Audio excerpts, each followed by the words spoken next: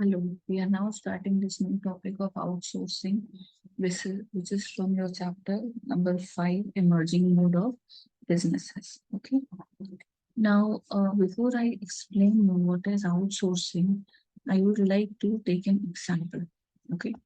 Let us say there is a company A Limited. Okay. It is basically dealing in selling and buying of textiles. Okay. It is involved in selling and buying of textile business, right. So obviously जो ये ए limited है, इसका जो routine काम होगा cell purchase करने का, बहुत सारे जो वेंडर्स होंगे उनसे ये लोग डिस्कस करते होंगे, फिर आगे कस्टमर्स को गुड सप्लाई करते होंगे, बैंक अकाउंट्स मेंटेन करते होंगे, राइट। इनकी अपनी कुछ मशीनरीज होंगी, गोडाउन्स होंगे, ऑफिस होगा जहाँ पर सारा स्टाफ काम करता होगा। तो ये पूरा सेटअप ए लिमिटेड जो है ये मान लीजिए मैनेज कर रही है। आप इसको अगर कंपनी फॉर्म में समझना चाहते हैं कंपनी फॉर्म में समझिए, नहीं तो normal sole proprietorship, partnership, LLP किसी भी फॉर्म में समझेंगे, एग्जाम्पल में चेंज नहीं है, right. So basically what I am trying to say is कि इसका जो कोर बिजनेस है वो ये है। अब ऑब्वियसली कभी कभी ए लिमिटेड को कुरियर भी करना होता होगा, राइट। सिमिलरली ए लिमिटेड के जो ऑफिसेज हैं उनके बाहर इनको सिक्योरिटी गार्ड्स की भी जरूरत होती होगी, राइट। तो ए लिमिटेड के पास ऑलरेडी इतने सारे जो ये फंक्शंस हैं, ए लिमिटेड बहुत अच्छे से कर रही है, बट इनको ये लगता है कि मान लीजिए हमें कभी कभी कुरियर करना है, तो हम इसके लिए क्या एक परमानेंट पीएन रखें जो हमें मंथली, इसको हमें मंथली सैलरी भी देनी पड़े, और जो सिर्फ इस काम के लिए हो कि जाके भाई कुरियर दे आओ, कुरियर दे आओ। या फिर सिक्योरिटी गार्ड के जैसे बार बार छोड़ के चले जाते हैं, तो हम इंटरव्यू लेते रहें, सिक्योरिटी गार्ड को हायर करते रहें, सिक्योरिटी गार्ड का जो पर्सन है वो कितना सेफ है हमारे लिए, उसकी सिक्योरिटी भी चेक करो। तो ये सब काम में हम लग जाएंगे, तो फिर सेलिंग और बाइंग टेक्सटाइल्स कौन करेगा। तो कई बार ऐसा होता है कि हमारा जो कोर बिजनेस है वो बहुत एफिशिएंटली मैनेज हो रहा होता है, लेकिन जो इस तरह की नॉन कोर एक्टिविटीज हैं उसके लिए हमें हेल्प की जरूरत होती है, राइट। तो या तो हम एक परमानेंट पीएम रखें और परमानेंट सिक्योरिटी गार्ड्स रखें, लेकिन ये एक ऐसे नॉन कोर एक्टिविटीज हैं जहाँ पर आपका जो वॉलिटिलिटी होती है वो बहुत ज्यादा होती है। तो ऐसे फंक्शंस के लिए एक नया कंसेप्ट आया है आउटसोर्सिंग का। ठीक है। आउटसोर्सिंग का मतलब क्या है कि आप ए लिमिटेड क्या है, एक मान लीजिए कोई एजेंसी है, ठीक है, XYZ एक एजेंसी है, उसको बोल दे कि सर आप जो है इस तरह के सिक्योरिटी गार्ड, हाउस हेल्प वगैरह प्रोवाइड कराते हो, तो मुझे भी 5 सिक्योरिटी गार्ड जो है वो प्रोवाइड करा दो। ठीक है। आप उनको बोलोगे कि सिक्योरिटी गार्ड की सैलरी मैं आपको दे दूंगा, मान लीजिए 5 सिक्योरिटी गार्ड वहां से आ रहे हैं, तो ए लिमिटेड बोलेगा कि इन सबको जो है आप मेरे पास भेज दो, इनकी सैलरी जो है मैं आपको दे दूंगा, आप इनको ये दे देना, साथ में आपको मैं कुछ कमीशन भी दे दूंगा कि आप ये जो इंश्योर कर रहे हो ये 5 लोग मेरे पास आए और सिक्योरिटी गार्ड का काम करें, तो उसके लिए आपको कमीशन दे दूंगा। तो ए लिमिटेड को क्या बेनिफिट हुआ कि ये सारे जो बाहर से लोग आए, ये एक आउटसाइड एजेंसी के थ्रू आए, जो कि जिसने चेक करके सारे क्रेडेंशियल्स चेक करके भेजा। ए लिमिटेड का टाइम और मनी बचा। टाइम इन द सेंस की सबका इंटरव्यू ले, बायोडाटा देखे, और फिर उनका जॉब रिक्रूटमेंट के टाइम भी उनको समझाए। अभी क्या है, सीधा पर्सन सिलेक्ट हो, क्या है आपको उसको समझाना है, उसकी सैलरी का भी टेंशन लेनी, वो भी सबकी सैलरी XYZ को दे दो, वो खुद डिस्ट्रीब्यूट करेगा। कुछ कंपनीज में वो डायरेक्टली भी दे देती हैं, ऐसा नहीं है, ए लिमिटेड जो है डायरेक्टली भी दे देते हैं, बट वो अंडरस्टैंडिंग पर डिपेंड करता है, ज्यादातर वो एजेंट को ही देंगे और एजेंट आगे जाके इनको दे देगा। नाउ द पॉइंट इज कि यहाँ पर जो जैसे सिक्योरिटी गार्ड कोई छोड़ के चला जाता है या पीएन छोड़ के चला जाता है, तो अगेन वो एजेंसी की ही हेडेक होती है, वो ही इंश्योर करते हैं कि टाइमली रिप्लेसमेंट मिले और अच्छा रिप्लेसमेंट। ए लिमिटेड का ऐसा कोई टेंशन लेने की जरूरत नहीं, राइट। तो एक तो ये आउटसोर्सिंग का बेनिफिट हो जाता है। दूसरा ऐसा भी हो सकता है, एक तो ये रीजन है कोर नॉन कोर जिसकी वजह से हमने आउटसोर्सिंग देखा, तो ए लिमिटेड को क्या बेनिफिट हुआ कि वो अपने कोर एरिया पे ज्यादा फोकस कर सकता है बजाय कि नॉन कोर एक्टिविटीज में। ठीक है। और इसको एक परमानेंट जिसे कहते हैं एम्प्लॉय भी हायर नहीं करना पड़ा, इसकी हर महीने मतलब सैलरी भी दो, फिर रिटायरमेंट के बाद की पेंशन वगैरह भी दो। तो वो जो फिक्स कमिटमेंट्स हैं उससे वो बच जाते हैं।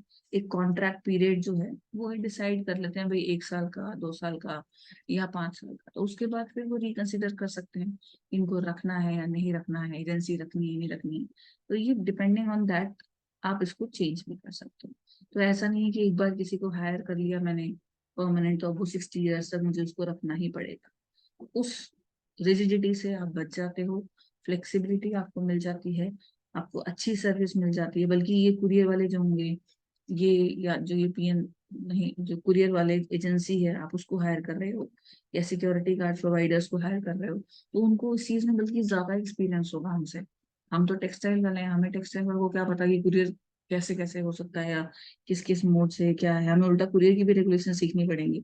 इससे अच्छा है कि एजेंसी को बोल दो, उनको ज्यादा समझ होगी कैसे इन चीजों को हैंडल करना है। राइट।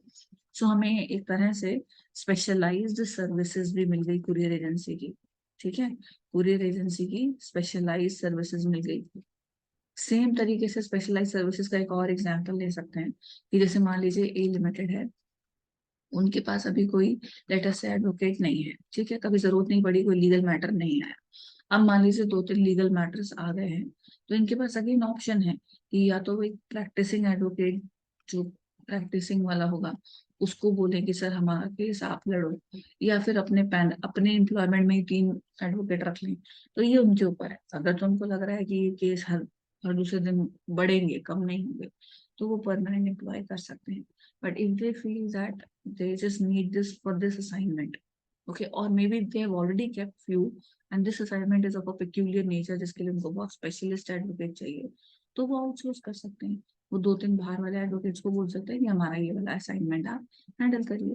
तो there are many reasons and many benefits of outsourcing which we are going to study. So outsourcing का मतलब क्या है बेसिकली? आउटसोर्सिंग का मतलब है कि जब हम अपनी जो नॉन कोर एक्टिविटीज होती हैं वो हम किसी बाहर वाले को देते हैं, मे बी उसकी स्पेशलिस्ट जो सर्विस है उसका फायदा उठाने के लिए, उसकी एक्सपर्टीज का फायदा उठाने के लिए, और अपना भी फोकस जो है हमारा कोर एक्टिविटीज में बना रहा है इसलिए। I hope the concept is clear. Now we'll come to the theoretical part. So outsourcing is a long-term contracting, which is generally long-term means doesn't mean 100 years.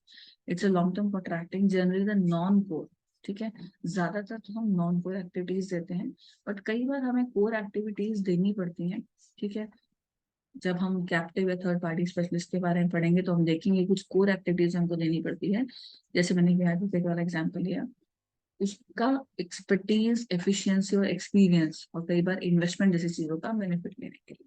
ये पॉइंट अभी जैसे जैसे हम आगे बढ़ेंगे तो और बेहतर क्लियर होगा। फॉर द टाइमिंग हम थोड़ा सा आगे चल रहे हैं। Outsourcing involves contracting out. Contracting out. So outsourcing means to source from outside rather than doing in-house. तो खुद से हर काम अंदर करना, उसको छोड़कर अगर हम बाहर से कोई सर्विस हायर करते हैं तो उसको आउटसोर्सिंग करते हैं। जैसे कि सैनिटेशन स्टाफ आप बाहर से हायर कर रहे हैं। हाउस कीपिंग होता है जो आपकी जो सफाई वगैरह, जो सफाई का जो ध्यान रखते हैं, लाइट वगैरह, बिजली, पानी and all those things, cleanness का ध्यान रखते हैं। आपने देखा होगा आपके स्कूल में भी कुछ मेड्स हैं या हेल्पर्स हैं जो हर छोटे जगह क्लीनिंग और मॉपिंग सर्विसेज करते हैं, तो उनको हाउस कीपिंग के लिए रखा जाता है।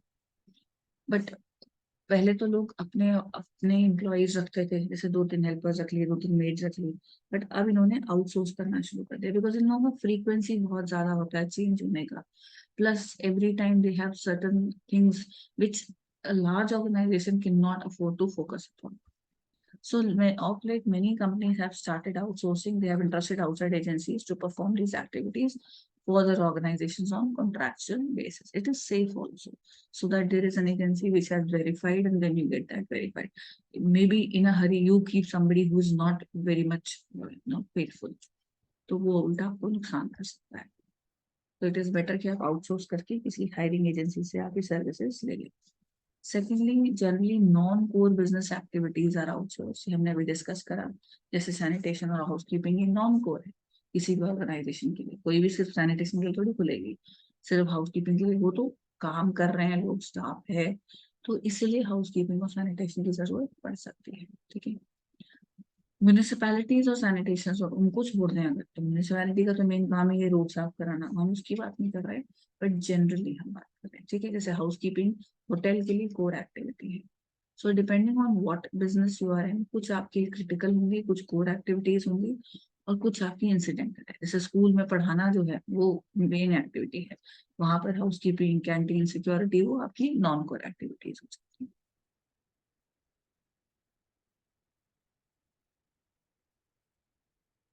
सो वही चीज मैंने यहाँ बोली कि स्कूल में रनिंग का कैफेटेरिया, कैंटीन, बुक स्टोर, ये non core activity.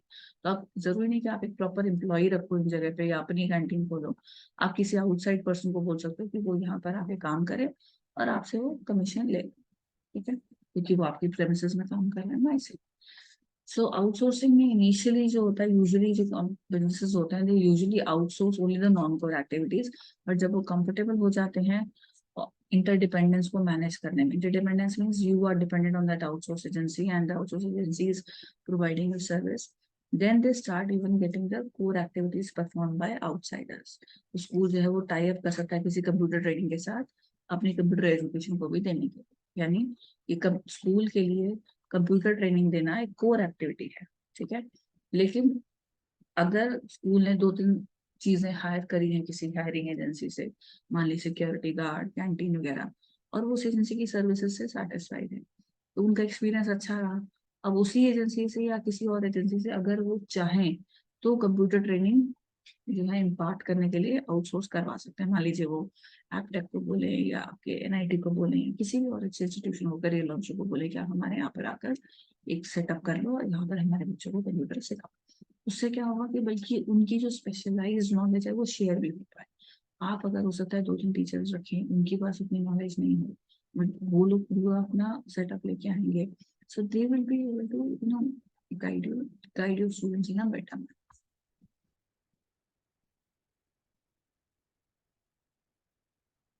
Now this is very important.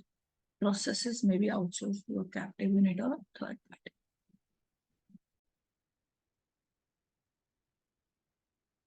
Now processes तो क्या है, हमारे business processes they may be outsourced to a captive unit or a third party। यहाँ पर दो चीजें लिखी हैं, कैप्टिव सर्विस प्रोवाइडर्स और थर्ड पार्टी। तो अभी क्या होते हैं इसको समझते हैं थोड़ा सा, पहले कैप्टिव सर्विस प्रोवाइडर्स को।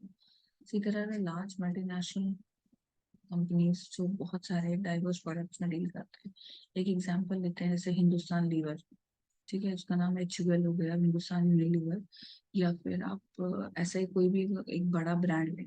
तो अभी हम इसी का एग्जांपल ले लेते हैं कि मान लीजिए सोप्स में भी डील करते हैं, डिटर्जेंट्स में भी डील करते हैं, देन आपका जो स्किन केयर है प्रोडक्ट्स उसमें भी डील करते हैं।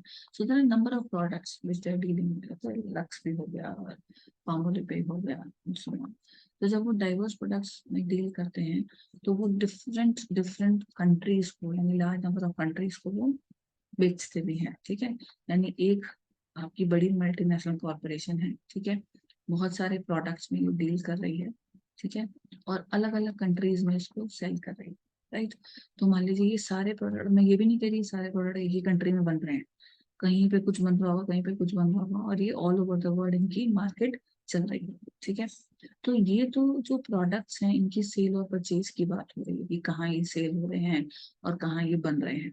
बट जो ऑफिस के कुछ फंक्शंस हैं वो इन सभी के लिए कॉमन होंगे। जैसे कि आपका जो अकाउंट सेक्शन है वो कॉमन होगा, ह्यूमन रिसोर्स सेक्शन है वो कॉमन होगा, देन आपके जो ग्रीवेंस हैंडलिंग, कस्टमर सपोर्ट है वो कॉमन होगा।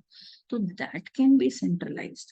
सो उसके लिए क्या करते हैं कि ये एक पर्टिकुलर एजेंसी को या एक यूनिट को बोलते हैं कि इसके लिए लोग आप प्रोवाइड करो या ये सर्विसेज आप हैंडल करो। तो जब हम इतनी बड़े लेवल पे जब हम एक यूनिट को ये सब काम दे देते हैं तो वो आपका कैप्टिव सर्विस में आता है, ठीक है। सो अब इसको और डिटेल में समझते हैं कि large multinational corporation deals in diverse products and markets into large number of countries. A number of processes such as recruitment, selection, training, record, payroll, management of accounts receivable, accounts payable, customer support, grievance handling, troubleshooting, they are common to all its subsidiaries operating in different countries। तो जितनी इनकी different different countries में units operate कर रहे हैं, तो या cell कर रहे हैं या परचेज कर रहे हैं या दोनों कर रहे हैं, उन सब के लिए कॉमन है। वो सर्विसेज तो कॉमन है, अकाउंट तो सबके एक साथ ही हैंडल हो रहे होंगे, तो अगर हम इसको सेंट्रलाइज कर दें और पार्सल आउट कर दें, पार्सल आउट मतलब हैंडल करने के लिए दे दें एक बिजनेस यूनिट को जो सिर्फ इसी के लिए स्पेशली क्रिएट किया हो, तो इससे डुप्लीकेशन ऑफ रिसोर्सेज बच जाएंगे। मतलब अगर ए साबुन है और बी साबुन है, इसको बनाने का जो कॉस्ट है, इसकी जो प्रॉफिट इवैल्यूएशन है, इसकी बनाने की कॉस्ट है, इसकी प्रॉफिट इवैल्यूएशन, वो अलग अलग होगी, तो अलग अलग लोग रखने पड़ेंगे। यही हम एक ही जगह पे इसका भी हिसाब रख लेंगे, इसका भी हिसाब रख लेंगे, तो वो बेटर रहेगा हमारे लिए। प्रॉफिट्स को समझ पाना, लोगों को मैनेज कर पाना, ये सब चीजें इजी रहती है। साथ ही साथ इसमें एफिशिएंसी आती है, स्पीड आती है, economies performance of same activity. Economies performance मतलब सस्ता पड़ता है। एक आदमी एक साबुन का हिसाब किताब रख रहा है पूरे साल का, तो दो का भी रख लेगा, ठीक है, अगर उसके पास उतने रिसोर्सेस हम दे रहे हैं, राइट। ऑपरेशंस भी इजीली हो जाते हैं, मतलब वही जैसे सिस्टम अगर मैं खरीदूंगी एक ही जगह के लिए, नहीं तो मुझे 10 जगहों पे 10 सिस्टम खरीदने पड़ेंगे, 10 लोग रखने पड़ेंगे, 10 लोगों की रिपोर्ट के फॉर्मेट्स अलग अलग होंगे, तो कंफ्यूजन भी हो सकती है, कॉस्ट भी बढ़ सकती है। उसको कम करने के लिए हमने एक यूनिट को ये सारी सर्विसेज कि भाई हमारे अकाउंट्स आप हैंडल कर लो, हमारे एचआर आप हैंडल कर लो, जो कॉमन सर्विसेज हैं हमारे सभी प्रोडक्ट्स के लिए, जो कॉमन सर्विसेज हैं वो हम एक यूनिट को दे देते हैं, उसको हम कैपिटल सर्विस प्रोवाइडर कहते हैं। If the task of performing some activity internally is sufficiently large, it may be beneficial for a firm to have a captive service provider. That is a service provider set up for providing services of a given kind to only one firm. GE is, for instance, the largest captive BPO unit in India for providing certain kind of services to its parent company in US as well as to subsidiaries in other countries. तो basically क्या होता है कि हम जब ये सारे processes centralise करते हैं और एक बिजनेस यूनिट को पार्सल आउट कर देते हैं, तो उससे हमारे रिसोर्सेज जो डबल डबल लगने थे वो बच जाते हैं, हमें अच्छी एफिशिएंसी मिलती है, ठीक है, स्पीड एंड परफॉर्मेंस, बेहतर परफॉर्मेंस मिलती है, कॉस्ट रिडक्शन होती है, राइट। अगर हमें ये मालूम है कि काम बहुत ज्यादा है, जैसे अकाउंट्स का काम, 5-6 प्रोडक्ट्स का हम एक साथ हैंडल कर रहे हैं, तो काफी ज्यादा काम है, तो हम अपने जगह पे 5 एम्प्लॉय रखने के बजाय एक बाहर वाले यूनिट को बोलते हैं कि सर ये अकाउंट्स आप संभाल के लो, ठीक है। हम अपने पास 5 एम्प्लॉय नहीं रख रहे, हम उसको बोल रहे हैं सर अकाउंट्स आप संभाल। फिर लग रहा है कि एचआर, इतने सारे नेशंस में इतने सारे लोग काम कर रहे हैं, सबके रिकॉर्ड्स हमारे लिए मेंटेन करना खुद से मुश्किल है, तो वो एचआर किसी को दे देंगे। हो सकता है किसी एक को वो दोनों भी दे दें, अकाउंट्स भी दे दें, एचआर भी दे दें, वो डिपेंड करेगा कितना वॉल्यूम है। तो किसी एक बाहर वाले यूनिट को वो वाली सर्विस अपने ऑर्गेनाइजेशन की आउटसोर्स करना जो कि उसकी एक कॉमन सर्विस है, ठीक है। अगर डिटर्जेंट में रॉ मटेरियल डिफरेंट है, स्किन केयर में रॉ मटेरियल डिफरेंट है, लेकिन जो लोग काम स्किन केयर का अकाउंट देख सकते हैं वो डिटर्जेंट का भी अकाउंट देख सकते हैं, तो आप ये चीज आराम से किसी को आउटसोर्स कर सकते हैं। जीई जो है, जनरल इलेक्ट्रिक, ये लार्जेस्ट कैप्टिव बीपी यूनिट है इंडिया में। वो बहुत सारी सर्विसेज अपने ही पेरेंट कंपनी को प्रोवाइड करता है यूनाइटेड स्टेट्स में, और बहुत सारी अपनी ही उसी की सब्सिडरीज को प्रोवाइड करता है जो बाकी कंट्रीज में काम करता है। यानी इसको हम ऐसे समझें कि यूनाइटेड स्टेट्स में जीई है, ठीक है, वो कुछ काम कर रहे हैं, मान लीजिए 4-5 काम कर रहे हैं, उसके रिलेटेड जो परमानेंट सर्विसेज हैं, ये अकाउंट्स और कॉलिंग ग्रीवेंस वगैरह, वो हमारे यहाँ पर ये बीपीओ हैंडल कर रहा है, ठीक है। और ये बीपीओ सिर्फ इस यूएस वाले का हैंडल नहीं कर रहा, जी जो जितने भी काम कर रहा है वो जितनी भी कंट्रीज में ये वाले काम कर रहा है, ये काम है और ये कंट्रीज है, तो जी जितने भी ये काम जितनी भी कंट्रीज में कर रहा है उसकी रिगार्डिंग जो बीपीओ सर्विसेज है वो यहाँ पर दे रहा है, ठीक है। तो इंडिया का जो ये बीपीओ यूनिट है, ये लार्जेस्ट कैप्टिव यूनिट है बीपीओ, ठीक है। मतलब मान लीजिए जी का एक यूनिट है सिंगापुर में, सिंगापुर में प्रोडक्शन चल रही है लेटर से कुछ कुछ भी एक चीज की आप मान लो, कैलकुलेटर्स की मान लो यूनिट के लिए, ठीक है, कैलकुलेटर्स की प्रोडक्शन चल रही है, और वहां पर जितने भी फैक्ट्री लेवल वर्कर्स हैं उनका रिकॉर्ड रखना है कि क्या उनका इन टाइम है, क्या उनका आउट टाइम है, क्या लीव टाइम है, कितनी सैलरी डिस्बर्समेंट है, कितनी मेडिकल है, तो वो सारा रिकॉर्ड हमारे यहाँ पर जो बीपीओ है वहां से चल रहा है इंडिया में, ठीक है।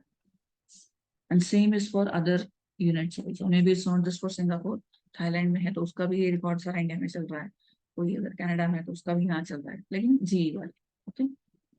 Then third party service providers, third party service providers होते हैं जो इंडिपेंडेंटली मार्केट में काम करते हैं और बाकियों को भी सर्विसेज दे रहे हैं। ठीक है, जो हमारा ऊपर वाला था ये तो हम अपना ही एक यूनिट बना दिया। हमने क्या करा कि 10 चीजों में हम काम कर रहे थे, 10 चीजों के लिए जो कॉमन सर्विसेज हैं उसके लिए हमने अपना ही एक यूनिट बना दिया कि इन 10 चीजों को जहां जहां भी जिस जिस कंट्री में भी हम जो भी करेंगे उसका हिसाब किताब आपके इस हमारा ये वाला यूनिट रखेगा। लेकिन थर्ड पार्टी सर्विस प्रोवाइडर में हम अपना ही जो काम है वो किसी तीसरी पार्टी को दे देते हैं। ठीक है,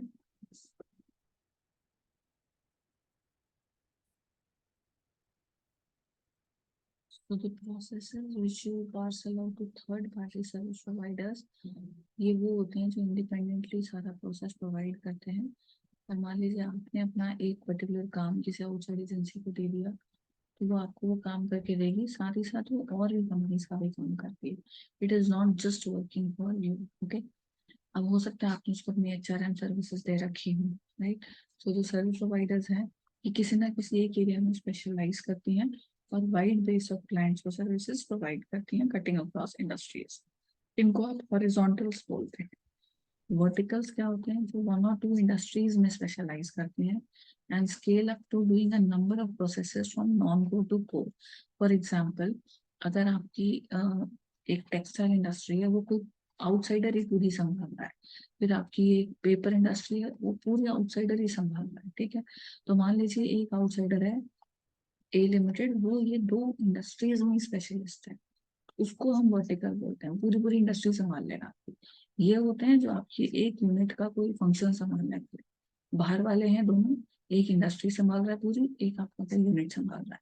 और कैप्टिव यूनिट क्या है, जो आपका अपना यूनिट था, जो आपके ही कुछ कोर एक्टिविटीज लेकिन जो सेंट्रलाइज्ड थी, सेंट्रलाइज हो सकती थी, वो पूरी संभाल रहा है। ठीक है, आप ऑपरेट अलग कंट्रीज में कर रहे हैं, आपके बहुत सारे प्रोडक्ट्स हैं, लेकिन आपके कुछ सर्विसेज हैं जो आप सेंट्रलाइज कर सकते हो, वो एक यूनिट संभाल। ठीक है, तो वो कैप्टन था। So there is a difference between these three. I hope the difference is clear, right. So you first read till this point, then we'll go further.